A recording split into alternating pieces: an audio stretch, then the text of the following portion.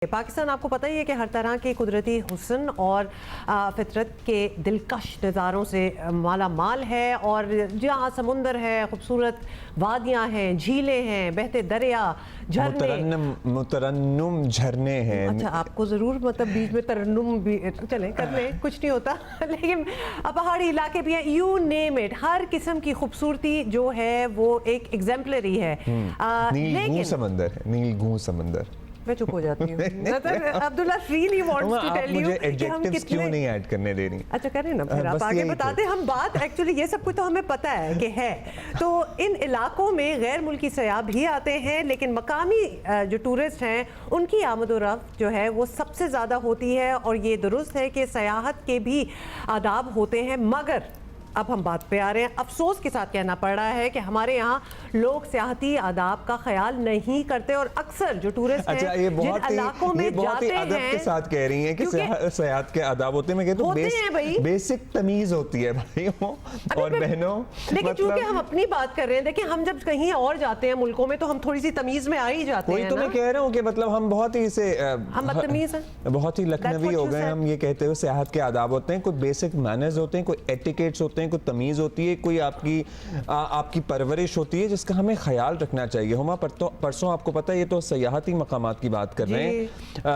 یہ کراچی میں کلفٹن بالکل سی ویو پہ نا ایک ریسٹورنٹ ہے جس میں آپ کچھ کھانا پینا ہو تو گاڑی میں ہی کر سکتے ہیں۔ مطلب پڑھے لکھے لوگ ہیں، بچے بھرے ہوئے ہیں، پورے ریپرز گاڑیوں سے باہر پھینکے جا رہے ہیں۔ مطلب یہ آج تک ہم یہ اپنے بچوں کو نہیں سکھا سکے اور نہ خود سیکھ سکے۔ مطلب جب آپ کے ہی اپنے بچے نہیں، اپنے بچے کیا آپ خود بھی تو پھینک رہے ہوتے ہیں گاڑی سے یہ چیز ہے۔ بٹ اینی وے، چونکہ آپ نے اتنے ایڈجیکٹیوز کی بات کر دی تھی تو میں نے کہا میں بھی ذرا تمیز سے بات کر لوں۔ بٹ اینی وے یس، یہ بڑی بدتمیزی ہے اور یہ کلچر ہمارے ہاں نہیں ہے۔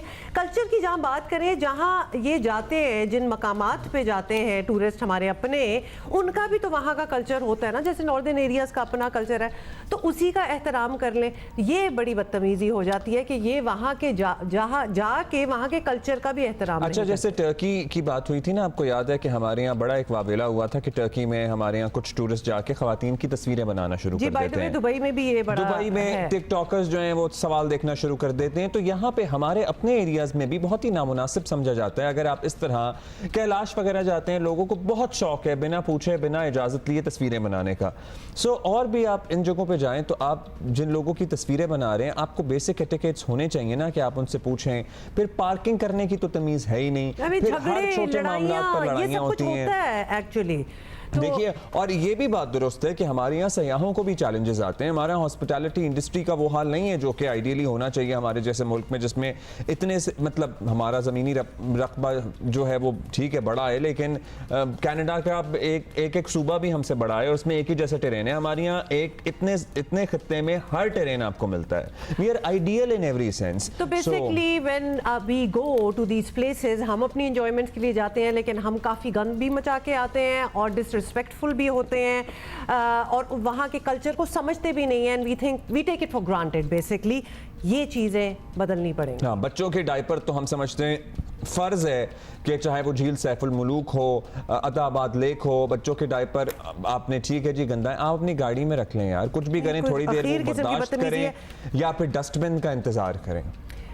تو یعنی اب ہم نے اس پہ اس لیے بات کرنی ہے بیکاز وہ کلچر بھی ہے، ہم لوگوں کو یہاں بیٹھے پروموٹ کرتے ہیں جی موسم بڑا اچھا ہے، اور آپ لوگوں کو اپنی جائیں ان علاقوں میں تو ساتھ ساتھ نا سڑک کے آرچڈز چل رہے ہوتے ہیں، آڑو کے، خوبانی کے باغات چل رہے ہوتے ہیں، وہ آپ کی پراپرٹی تو نہیں ہے، یہ تو آپ کو اتنی تمیز ہونی چاہیے۔ وہاں پہ اکثر لوگ نظر آ جاتے ہیں، آپ نے پھل کھانے ہیں، آپ اجازت لے لیں۔ اچھا جی، ہم نے اپنے کورسپونڈنٹس سے بات کی اور بہت جگہوں پہ ہم اپنے کورسپونڈنٹس ہم نے بات کی۔ سب سے پہلے آپ کو سوات سے محبوب علی سے بات کروائیں گے، لیکن سوال ہمارا یہ تھا کہ ٹورسٹ سیزن میں جن علاقوں میں یہ ہیں ان میں آنے والے سیاحوں کا طرز عمل کیا رہتا ہے اور مقامی لوگوں کو کیا شکایات ہیں۔ بڑا اسپیسیفک ہم نے سوال پوچھا ہے۔ محبوب علی سوات سے ہمیں بتا رہے ہیں۔ جی بالکل عمر عبداللہ، سوات جس کو سیاحوں کا جنت بھی کہا جاتا ہے، اور یہاں ہر سال ایک اندازے کے مطابق 20 لاکھ سے زیادہ سیاح جو ہے وہ ضلع سوات کے مختلف علاقوں کا دورہ کرتے ہیں، یہاں پر زندگی کی حسین لمحات بھی گزارتے ہیں۔ लेकिन यहाँ के जो मौजूद रिहायशी है उनको आने वाले सयाहों से भी चंद शिकायत ज़रूर है। सबसे पहले मकामी लोगों का ये कहना है कि जब ये सयाह मुख्तलिफ़ इलाक़ों से आते हैं तो जो हमारे सयाहती मकामात हैं जिसमें वादी कालाम, म्यादम, मालम जब्बा और तरोड़ के इलाके शामिल हैं, तो सयाह वहाँ पर पहुँच कर बहुत ज़्यादा गंद फैलाते हैं। प्लास्टिक के रैपर्स फेंकते हैं, अशिया खुर्दनोस का कर मुख्तलिफ़ चीज़ें वहाँ पर फेंकते हैं, जिसके बाइस वहाँ पर गंदगी फैल जाती है। इसलिए बार बार इन लोगों से यही रिक्वेस्ट इनकी होती है कि जब आप यहाँ पर खाना खाएँ, मुख्तलिफ़ चीज़ें अपने साथ लाए, तो जो प्लास्टिक के रैपर्स होते हैं और मुख्तलिफ़ चीज़ें होते हैं तो अपनी गंदगी साफ़ करने के बाद आप वापस जाएँ।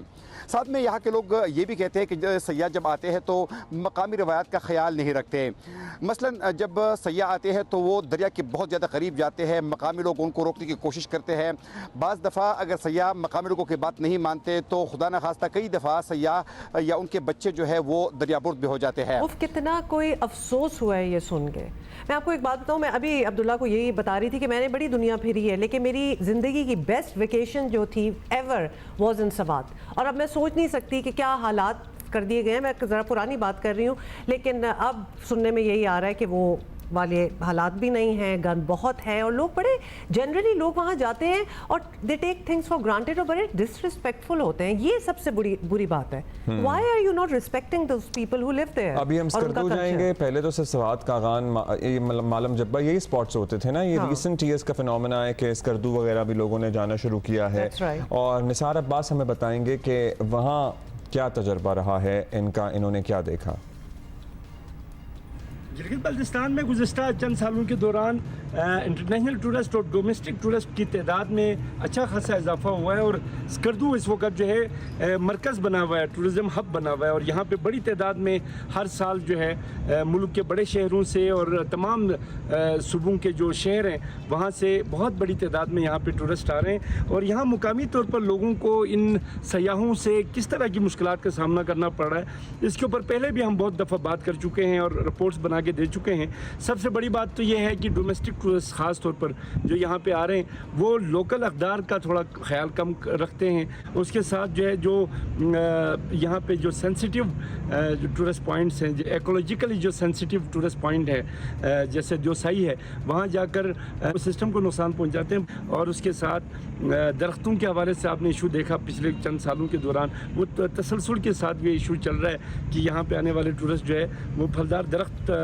उनके ऊपर चढ़ते हैं। उसके बाद न सिर्फ फल तोड़ने में यहाँ के लोगों को कोई इतराज़ नहीं है, लेकिन टहनियाँ तोड़ देते हैं, शाख तोड़ देते हैं, जिसकी वजह से उस दरख्त को नुकसान पहुँचता है। अफसोस होता है लोगों के अंदर जो है लेक ऑफ इंफॉर्मेशन है इस इलाके के हवाले से, इस इलाके के जो कल्चर है उसके हवाले से, इकोसिस्टम के हवाले से लोगों के अंदर जो है आगाही की शदीद कमी होती है। ख़ासतौर पर जो लोकल टूरिस्ट आते हैं, बहुत बड़ी तादाद उन सयाहों की है जो इन चीज़ों से बाखबर भी हैं और लोकल जो कल्चर है, लोकल जो इक़दार हैं, वैल्यूज़ हैं, उनका भी बहुत ज़्यादा ख्याल रखते हैं।